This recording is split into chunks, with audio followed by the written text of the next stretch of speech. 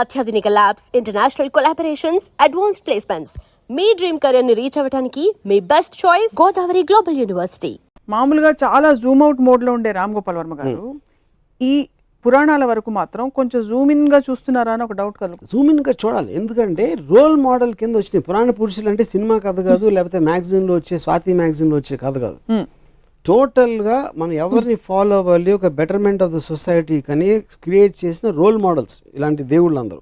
So వాళ్ళు చేసే actions చాలా సునిశ్చితంగా పరిశీలి, I mean you have to observe it. You can't be objective and zoom out there.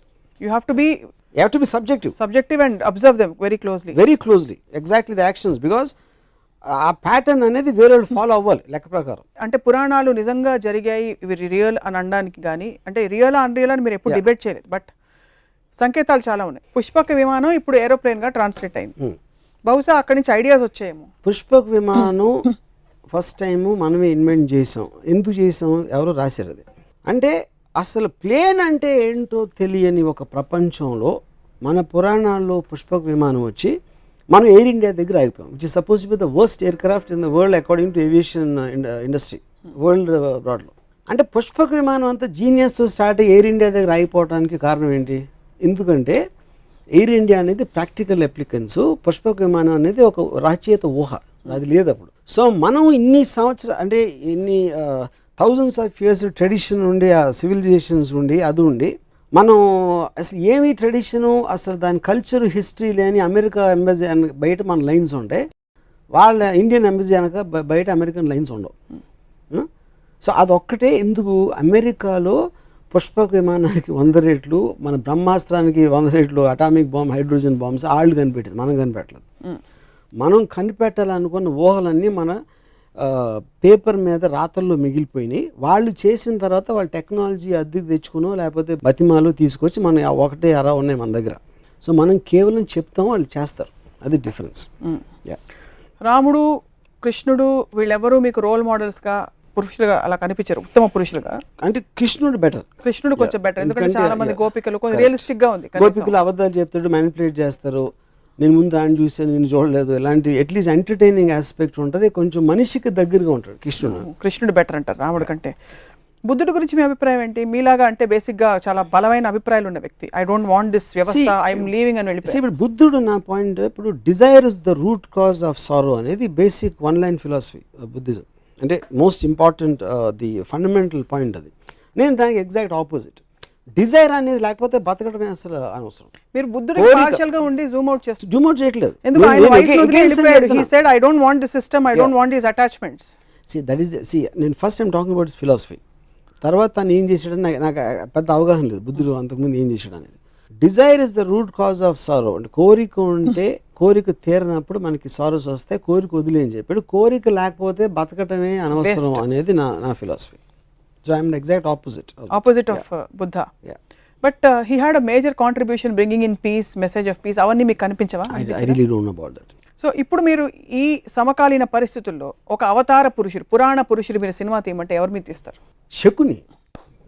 I think కృష్ణుడు I think is far better example. ఎందుకంటే elements of Shakuni ఉన్నాయి కృష్ణుడు దగ్గర, కానీ కృష్ణుడు తెలియదు ఆ విలన్ ఉంది అంటే కొంచెం నాకు, అంటే ఆబ్వియస్లీ మనందరికీ కూడా కృష్ణుడు ఎన్టీఆర్ గారి నుంచి వస్తుంది కాబట్టి నాకు చాలా స్ట్రాంగ్ ఇంప్రెషన్ అండి. ఎవరు ఏమి చెప్తున్నా భీముడు కోపం వస్తూ ఉంటుంది, దుర్యోధనుడు కోపం వస్తూ ఉంటుంది, ఈయన ఒక చిన్న నవ్వుతో, అది యాక్చువల్గా దేవుడు నా దృష్టిలో. ఎందుకంటే అబ్సల్యూట్లీ ఈజ్ అన్ఎమోషనల్ అబౌట్ ఎవ్రీథింగ్. శ్రీకృష్ణుడు నేను ఎప్పుడు కోపంగా చూడలేదు. శ్రీకృష్ణుడు నరికేద్దాం, చంపేద్దాం, యుద్ధంలో ఆపేసి ఒక భగవద్గీత అనే ఒక చిన్న క్లాసు అర్జునుడికి ఇవ్వడం, I like that is actual only దేవుడు నాకు తెలిసినంత అబ్జర్వేషన్. మీకు ఒకవేళ బ్రహ్మ, విష్ణు, శివుడు ముగ్గురుతో అపాయింట్మెంట్ ఉంది, కానీ మీరు ice cream 16th part shoot చేస్తూ బిజీగా ఉన్నారు కాబట్టి ఒకళ్ళకే టైం ఇవ్వగలుగుతారు, ఎవరికి ఇస్తారు? అంటే ఇప్పుడు విష్ణు ఇస్ నాకు it's a complex thing, because ఆయన ఎత్తిన అవతారాల్లో నాకు ఎవరు కరెక్ట్ అనేది నాకు తెలియదు. So I don't want take that chance. Brahma అనేది నేను ఎప్పుడు దేవుడిగా చూడలేదు, ఎందుకంటే ఎవరు పూజించరు. బ్రహ్మకు సృష్టించడం కాకుండా వీణ వినటం తప్పిస్తే తను ఇంకేం చేస్తాడో నాకు తెలియదు, అట్లీస్ట్ నాకు ఆ నాలెడ్జ్ లేదు. శివుడు ఐ లైక్ బికాజ్ నాకు getup kind of A power, force అనేది అది ఆస్పెక్ట్. సో వాళ్ళ ముగ్గురే తీసుకుని వాళ్ళు వేసిన అవతారాలు కొంచెం పక్కన పెడితే ఐ థింక్ శివ. కాంట్రాడిక్ట్ అవుతున్నారు కాబట్టి I have to ask. Yeah. ఇప్పుడు ఫర్ ఎగ్జాంపుల్ దేవుడి గురించి మాట్లాడుతున్న మన ప్రీవియస్ ఎపిసోడ్లో బ్రహ్మ తప్ప వేరే దేవుడు లేరని చెప్పారు. క్రియేటర్ నేను చెప్పింది, facilitator is different from creator. మీరు చెప్పారు బ్రహ్మ అని, ఈ క్రియేట్ చేసినోడు బ్రహ్మ అంటే ఓకే, నాకు బ్రహ్మ అని పిలవండి, దేవుడు అని పిలవండి, స్వప్న అని పిలవండి, నాకు ఏమి డిఫరెన్స్ లేదు దాంట్లో. సో ఇప్పుడు క్రియేటర్ అనే దానికి తనకి క్రియేట్ చేసిన తర్వాత నాకు తెలిసి ఏం చేయట్లేదు కాబట్టి నేను మాట్లాడడానికి ఏం లేదు అక్కడ. తర్వాత శివుడు అల్ఖైదా కంటే ఘోరంగా సొంత కొడుకు తలకాయ నరికేశాడు అన్నారు. కరెక్ట్. బట్ శివుడే కలుస్తారు వెళ్ళి. ఎందుకంటే టెర్రరిస్ట్ ని క్రిమినల్స్ కలవడం నాకు చాలా ఇష్టం కాబట్టి మీకు శివుడు ఆ ఆస్పెక్ట్ నచ్చిందండి. ఓకే. విష్ణు మాత్రం కొంచెం కన్ఫ్యూజ్డ్ అబౌట్. బట్ ఇప్పుడు కృష్ణుడు సెపరేట్ గా తీసుకుంటే నేను కృష్ణుడిని కలుస్తాను. ఇప్పుడు పరిస్థితుల్లో మీకు పురాణాలు అంత ఇంట్రెస్ట్ కాబట్టి అల్టిమేట్ ఆఫ్ మాస్కులైన్ ఎనర్జీ శివుడు, ultimate of feminine energy Adishakti అని చెప్తుంటారు. ఇప్పుడు సినిమాల్లో సెన్సిబిలిటీస్ మరి మెట్రోసెక్షువల్ అని, అంటే ఆడవాళ్ళు మగవాళ్ళగా కనిపించడం, మగవాళ్ళు ఆడవాళ్ళగా కనిపించడం ఇలా వస్తుంది. ఏమన్నా ప్రాబ్లం ఉందంటారా దీనివల్ల? బికాస్ మీరు ప్యూర్ ఫార్మ్స్ లో ఇష్టపడతారని from what we know of you. అంటే first of all I never saw them as ultimate in masculine or feminine. అదే ఒక ఆర్టిస్ట్ ఇంటర్ప్రిటేషన్ ఆఫ్ దట్. ఇంకా ఇదేంటంటే heterosexual whatever you are talking about, I think it's advancement. మనిషి అనేవాడు creativity అంత ఉంటుంది కాబట్టి, కుదురుగా కూర్చోడు కాబట్టి ప్రతి దాంట్లో he will want look for advancements and creative aspects. అలా వచ్చింది అది ఇంకా జరుగుతూనే ఉంటుంది. సో మీరు సినిమా తీస్తే will it be on Ramayana or Mahabharata? Definitely Mahabharata. Because more characters, more I mean connectivity and క్యారెక్టర్స్లో చాలా ఏమంటుందని గ్రేనెస్ ఉంది. రామాయణంలో రైటర్ కంప్లీట్లీ రాముడి సైడ్ తీసుకుని ఈ just putting all the other characters, ఈడు మంచి ఆడు చెడు ఇద్దరిని డిఫైన్ చేయట్లేదు. అంటే నాకు రావణాసురుడు ఇప్పటి వరకు ఈ శూర్పణఖ ఇష్యూ వచ్చిన తర్వాత, అంతకుముందు లంక ప్రజలు రావణాసురుడితో హ్యాపీయా కాదా అనేది నాకు ఇంతవరకు అర్థం కాదు. అంటే అమెరికా వచ్చి ఫ్రీడమ్ ఇప్పేస్తుందా లేకపోతే దండయాత్రగా వస్తుందా తెలియదు. సో లంక ప్రజలకి లంకేశ్వరుడు అయితే ఇష్టమైతే అప్పుడు రావణాసురుడు ఎందుకు చెడ్డాడు? కేవలం సీతను ఎత్తుకుపోయినందుక చెల్లెల కోసం, లేకపోతే ఇంకేమైనా చేసాడా తన ప్రజలు కానీ వేరే దేశాలు కానీ అనే క్లారిటీ నాకు, అలాంటి క్లారిటీ లేని చాలా ఉన్నాయి రామాయణంలో నాకు. అందుకని I have not connected to that. But Mahabharatam very much I'm connected because it all related to normal people. చిన్నప్పుడు మీకు ఎవరైనా పురాణ గాథలు, పెద్దవాళ్ళు కథలు చెప్తుంటారు ఇంట్లో, మిమ్మల్ని నిద్రపుచ్చుతో చెప్పడం, ఇంట్లో అమ్మమ్మ కానీ నాయనమ్మ గారి అలా ఆంట్స్ కానీ ఏమైనా చేశారా? లేక మీరు మై గ్రాండ్ మదర్, ఇందాక చెప్పాను కదా ఏదో ఎపిసోడ్లో రామాయణం గురించి she used to keep on telling me. Ramayanam గురించి చెప్పేవారు, రామకోట రాసేవారని చెప్పారు. ఆవిడ చెప్పేవారు రామాయణం గురించి. రామాయణం కథ ఆవిడ దగ్గర విన్నారు. విని ఎందుకు నేర్చుకోకూడదో తెలుసుకున్నాను. దశావతారాలు 10 ఉన్నాయి. 11వ ఉంటే ఎవరు అవుతారు? 11వ సపోజ్ దశావతారాల తర్వాత ఇంకో అవతారం ఉంటే ఎలా ఉంటుంది అనుకుంటున్నారు? Maybe NTR the human being. NT రామావతారం. నాకు అందరి దేవుళ్ళు కానీ ఎక్కువ ఎన్టీఆర్ కనెక్ట్ అయ్యాను. ఆయన చేసిన మూలానో వాట్ ఎవర్ మూల, even as a political person, as a politician, as a human being. As a human being I felt that he has far more better qualities than Rama and Krishna, original Rama and Krishna. Like for example, everything, like the way he speaks or the way he comes across, whatever it is. పురాణాలు కేవలం ఇది role models అంత hype లేకపోతే, కేవలం కథల్ని వాస్తవాలుగా చూడగలిగితే వాటికి తావు ఉందని మీరు అనుకుంటున్నారు? అలాంటి స్టోరీస్ పురాణాలకి దేవుడు కనెక్షను, లేకపోతే ఏముంటుందని ఒక లార్జర్ దెన్ లైఫ్ ఆస్పెక్ట్, దైవత్వం లేని ఆస్పెక్ట్లో కేవలం కథలుగా వస్తే నాకు తెలిసి బి గ్రేడ్ సినిమా ప్రొడ్యూసర్ కూడా దాన్ని యాక్సెప్ట్ చేయడు.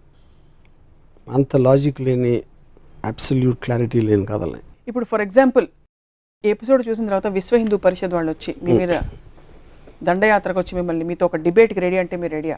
ఇప్పుడు విశ్వ హిందూ పరిషత్ ఎవరు నాకు తెలియదు. ఫస్ట్ ఆఫ్ ఆల్ నా పాయింట్, ఎవరైనా కానీ ఇప్పుడు నేను ఇందాక ఒక చెప్పాను, నేను I don't claim to be an expert on Ramayanam. నేను ఒక మామూలుడికి ఆ పురాణాల గురించి ఎంత తెలుసు నాకు అంతే తెలుసు.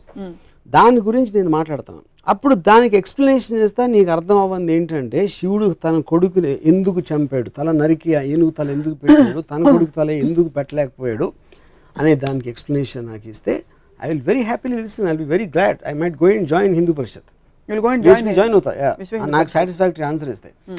సేమ్ థింగ్, అయోధ్యను వదిలేసి ఉట్టి ఎవరో ఒక పాతకి కైకేకి ఇచ్చిన వాటికి రాముడిని పంపేసి అంత ఇర్రెస్పాన్సిబిలిటీతో ఒక కింగ్ ఉంటే దాన్ని అది కరెక్టే తను చేసిన ఎక్స్ప్లెనేషన్ ఇస్తే నేను విహెచ్పిలో చేస్తాను. కృష్ణుడు most intriguing character, most interesting character for you. స్త్రీ క్యారెక్టర్స్లో who is the most interesting character for you in the Puranas? I really doubt any స్త్రీ character has ever been given importance. Always అంటే the feudalistic as సొసైటీలో రాసిన book కాబట్టి they're always relegated to the background. నేను ఎప్పుడు ఏ character కూడా అంటే మహాభారతంలో టు ఎక్స్టెంట్ జరిగి ఉండొచ్చు అది, బట్ నేను రామాయణంలో మాత్రం అసలు నాకు గుర్తు కూడా. రిమోట్ కంట్రోల్స్ అని స్త్రీల దగ్గర ఉన్నాయి, కైకే దగ్గర ఉంది ఒక పక్క, సీతమ్మ వారి వల్లే మొత్తం అసలు రామాయణం అంటే అది ఇన్స్టిగేటర్ ఆస్పెక్ట్కి మూవ్ చేసిన దానికి ఒక మనం రోల్ మోడల్స్ గురించి మాట్లాడతాం. రోల్ మోడల్స్ అన్న స్త్రీలు ఎప్పుడు నాకు ఎక్కడ కనపడలేదు. సీతమ్మ వారి సహనానికి ప్రతీక, భూదేవ్ అంతటి సహనం సీతమ్మ వారిది. ఎలాగా అంటే అప్పుడు ఏంటంటే దాన్ని రాసింది నేను ఏం చేసినా పడి ఉండాలి అని మగోడు ఒక స్త్రీని నొక్కి పట్టుంచడానికి ఒక సీతమ్మ వారి ఒక ఎగ్జాంపుల్ ఇచ్చి ట్రై చేశారు ఫ్యూడల్ కైండ్లో. I think that is what it is. So it's not relevant now. It is not relevant. It should not be relevant. What should he have ఇప్పుడు నాకు ఒక normal average Indian house wife she behaves like Sita. I think it is slavery. It is slavery.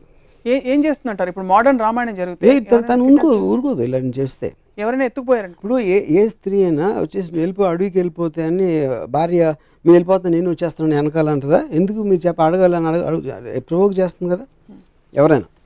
అంటే అప్పుడు provoke చేయకపోతే పతివ్రత కదా. ఏ ఇంట్లో కూడా మన కుటుంబం మనది మనం చూసుకోవాలి ఎవరైనా సరే అనేది ఒక థర్డ్ అబ్జర్వేషన్ ఇవ్వడం అనేది ఏ భార్యకైనా తన రెస్పాన్సిబిలిటీ. అంతేగాని భర్త ఎవరిదో మాట వినేసాడని తను వెనక నోరు మూసుకుని వెళ్ళిపోయి ఒక బొమ్మలా ఉంటే there is no personality in that person. అది మోడర్న్ ఇప్పటి రోజుల్లో వాట్ ఎవర్. కానీ అక్కడి నుంచి మనం ఇక్కడికి వచ్చాం కదా రోల్ మోడల్ అంటే. ఎందుకంటే with time and with we understood it is wrong. So in brief these characters from the Puranas are not relevant in these days and even they don't even make great stories. They were never relevant.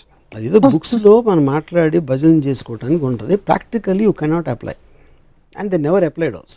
ఏ స్త్రీ కూడా సీతను role మోడల్గా తీసుకోలేదు 100%. I'm sure సీతని పూజించవచ్చు బ్లైండ్గా ఏం అర్థం చేసుకోకుండా. కానీ ఇంటికి వచ్చి సీతలా ఉండడం మాత్రం జరగదు. సీతమ్మ వారిని రాముడితో పాటు రాముడి పత్నిగా పూజిస్తారు, విడిగా ఎవరు పూజించారు. ఫస్ట్ ఆఫ్ ఆల్ మీరు అన్నది రైటే. సో ఎనీ అదర్ క్యారెక్టర్ మహాభారతంలో ఎవరు మీకు అసలు? Nothing comes to my mind. Nothing comes to your mind. So it was always a male dominated. Because it is return in feudalist times. Which is not relevant in democracy. నిజంగానే అవతార పురుషులు అంటారు, అవతార స్త్రీలను ఎందుకు అనరు? అది point. So what would you like to tell our viewers Varma గారు అబౌట్ ఇప్పుడు ఇంత డిస్కషన్ అంటే ఇది డైరెక్ట్లీ కనెక్టెడ్ టు లైఫ్ కాదు. This is all related again to God or anything super aspect. So I don't think the answer will be very different. నా point ఏంటంటే మీకు చదివారు, మీకు ఆనందం వస్తుంది, మంచి మ్యూజిక్ పీస్ అన్నారు, దాంట్లో ఏమైనా అర్థం చేసుకోవాల్సిన అవసరం లేదు. ఆ తర్వాత రాములు వారు ఇలా వెళ్ళారు, రాములు వారు భద్రాచలం వెళ్ళారు అని వినటానికి మీకు బాగుంటే దట్ ఈస్ యువర్ కాల్.